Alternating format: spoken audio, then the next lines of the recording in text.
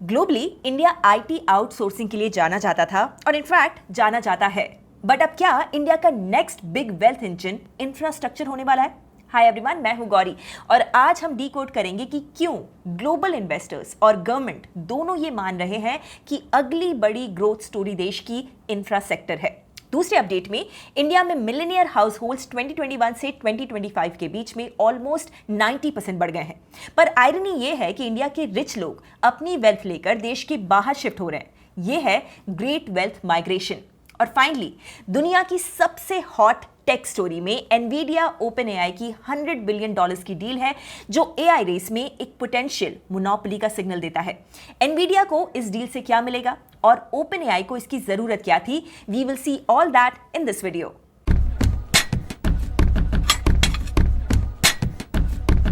पिछले 25 सालों में इंडिया की ग्लोबल ग्रोथ मेजरली एक सेक्टर से बनी थी और वो है सॉफ्टवेयर सर्विसेज और IT outsourcing. Infosys, TCS, Wipro जैसी कंपनीज ने इंडिया को दुनिया की आईटी फैक्ट्री बना दिया था। लेकिन अब ग्लोबल इन्वेस्टमेंट बैंक्स ये कह रहे हैं कि इंडिया की next big story hard assets लिखने वाले हैं। मतलब कि airports, ports, homes, hotels, hospitals, renewables and so on. Experts का कहना है कि सर्विसेज जो पिछले डेकेड्स के लिए ग्रोथ इंजन थे, वही रोल नेक्स्ट 10 से 15 सालों के लिए इंफ्रा सेक्टर प्ले करने वाला है। एक्सपर्ट्स के हिसाब से आज कंजम्पशन का बेस्ट प्ले स्टेपल्स या फिर डिस्क्रिशनरी स्पेंडिंग नहीं है। होम्स और होटल्स ही नए कंज्यूमर प्रॉक्सी बन गए हैं। जब लोग ट्रैवल करते हैं, घर बनाते हैं, होटल्स फिल होते हैं, तभी इंफ्रा इकोसिस्टम से रिटर्न्स जनरेट होता है। Also global supply chains diversify हो रही है। चाइनीज फर्म्स भी इंडिया में मैन्युफैक्चरिंग हब क्रिएट करने की सोच रहे हैं। इंडियन कंपनीज यूरोप या फिर अमेरिका में प्लांट्स को सेटअप कर रही हैं। पहले पीई कैपिटल का 25 to 40% चाइना जाता था, अब वो 5 to 10% पे आ गया है। और ये जो शिफ्ट है ना, वो इंडिया के फेवर में आ रहा है। रिलायंस, अडानी, एल&टी, जेएसडब्ल्यू और रियल एस्टेट डेवलपर्स सब अग्रेसिव इंफ्रा बेट्स ले रहे हैं। प्राइवेट इक्विटी और sovereign wealth funds like GIC, ADIA, QIA, KKR, Blackstone, ये सब इंफ्रा और रियल एस्टेट एसेट्स में अपना एलोकेशन बढ़ा रहे हैं। और ये सिर्फ इन्वेस्टर्स की फैंटेसी नहीं है। गवर्नमेंट भी विकसित भारत 2047 विजन के under large infra projects fast track कर रही है। FY26 बजट में ही गवर्नमेंट ने इंफ्रा स्पेंड के लिए 11.2 लाख करोड़ रुपीस ईयरमार्क किया था। और प्लान ये है कि पीपीपी मॉडल के थ्रू प्राइवेट सेक्टर का पार्टिसिपेशन इस पर्टिकुलर सेक्टर में इंकरेज किया जाएगा। वर्ल्ड बैंक का कहना है कि अगर इंडिया को 2047 तक हाई इनकम स्टेटस का गोल अचीव करना है, तो प्राइवेट और पब्लिक इन्वेस्टमेंट इंकरेज करना काफी जरूरी होगा। रियल इन्वेस्टमेंट रेट जीडीपी का 40% तक पुश करने पर लॉन्ग टर्म ग्रोथ सस्टेन हो पाएगी। और इस इन्वेस्टमेंट में इंफ्रा सेक्टर इकोनॉमी का एक सेंट्रल पिलर बनने वाला है। Bullet train corridors, mega shipyards, 50,000 kilometres का एक्सेस कंट्रोल्ड हाईवेज, पोर्ट्स और वर्ल्ड क्लास रेल इंफ्रा, ये सब अब पाइपलाइन में है। बॉटम लाइन यहां पर यह है कि जैसे आईटी ने इंडिया को एक ग्लोबल सर्विस पावर हाउस बनाया था, वैसे ही इंफ्रा अगले डेकेड में वेल्थ क्रिएशन का नया चैप्टर लिख सकता है। इन द सेकंड स्टोरी हम ये नहीं पूछेंगे कि कौन बनेगा करोड़पति, बट कितने बने हैं करोड़पति। एक्चुअली बात यह है कि लास्ट 4 इयर्स में इंडिया में मिलेनियर हाउस होल्ड्स ऑलमोस्ट 90% बढ़ गए हैं। Mercedes Benz who run India wealth report के हिसाब से आज देश में 8.7 लाख से ज्यादा मिलेनियर फैमिलीज हैं, जिसमें मुंबई लीड कर रहा है। आप ये सोचेंगे कि भाई ये तो अच्छी बात है। वेल, अच्छी बात होती अगर एक और ट्रेंड ना उभर के आया होता, and that is great wealth migration. Henley private wealth migration report के हिसाब से 2025 में अराउंड 3500 इंडियन मिलियनियर्स अपना बेस इंडिया से शिफ्ट करेंगे और अपने साथ लेके जाएंगे $26 बिलियन की वेल्थ।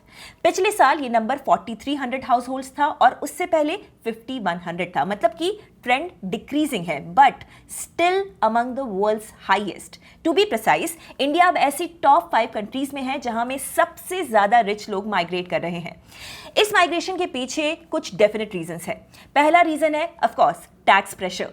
इनकम टैक्स अथॉरिटीज ने सिर्फ Q1 FY25 में ही 20,000 करोड़ रुपए आउटस्टैंडिंग टैक्स रिकवर कर लिया, जो पिछले साल से ऑलमोस्ट डबल है। मतलब टैक्स अथॉरिटीज अब टैक्स कलेक्शन के लिए कहीं ज्यादा अग्रेसिव हो गई हैं।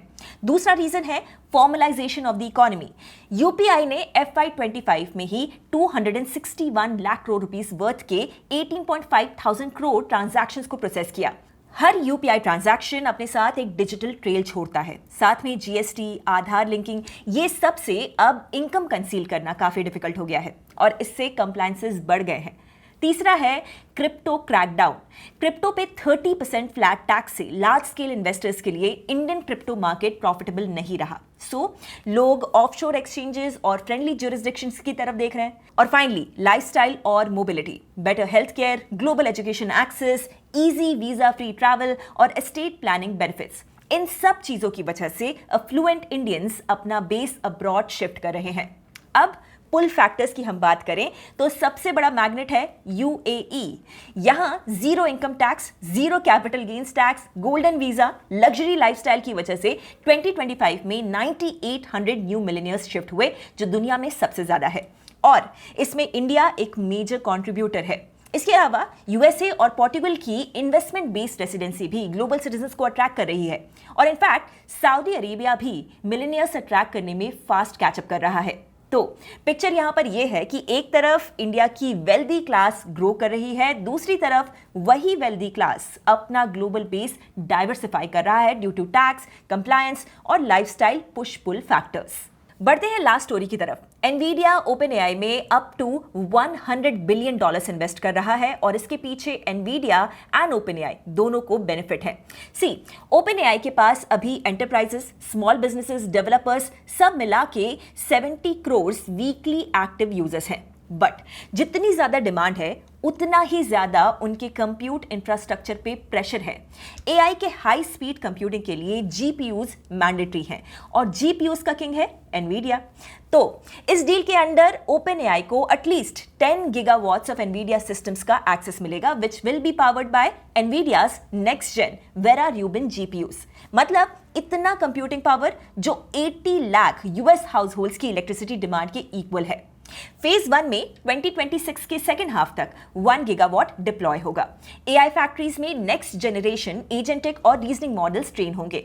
ये उनके artificial general intelligence model develop करने के मिशन के लिए काफी इंपॉर्टेंट है, क्रूशियल है। नाउ एनवीडिया के पर्सपेक्टिव से $100 बिलियन एक बड़ा कमिटमेंट है, बट ये एक डबल बेनिफिट स्ट्रैटेजी भी है।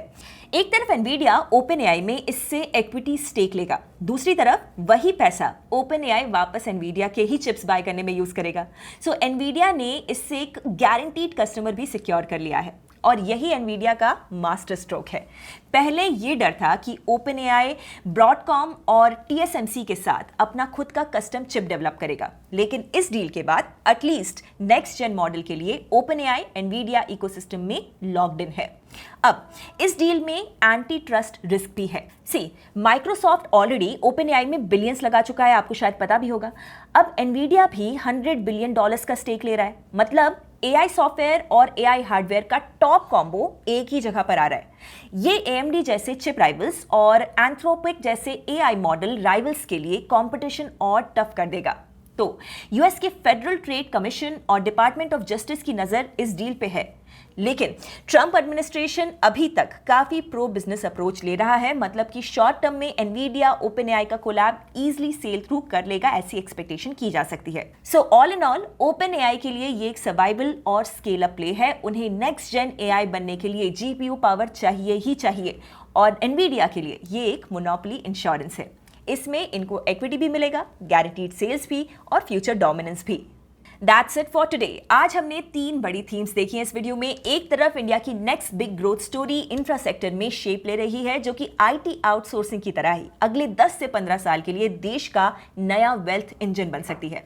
दूसरी तरफ इंडिया का वेल्थ क्रिएशन और वेल्थ माइग्रेशन पैराडॉक्स है, जहां इंडिया में Millionaire house holds fast grow हो रहे हैं, लेकिन अफ्लुएंट इंडियंस ग्लोबल बेसिस पे डाइवर्सिफाई कर रहे हैं। और लास्टली एनवीडिया और ओपनएआई के बीच $100 बिलियन की डील दोनों कंपनीज के लिए विन विन सिचुएशन लग रही है। बट इस सॉर्ट ऑफ मोनोपोली की वजह से क्या एआई स्पेस को नुकसान भी होगा? अगर आपको ये ब्रेकडाउन पसंद आया हो तो like this video and for more such market stories subscribe Upstox. Investment in securities market are subject to market risks. Read all the related documents carefully before investing.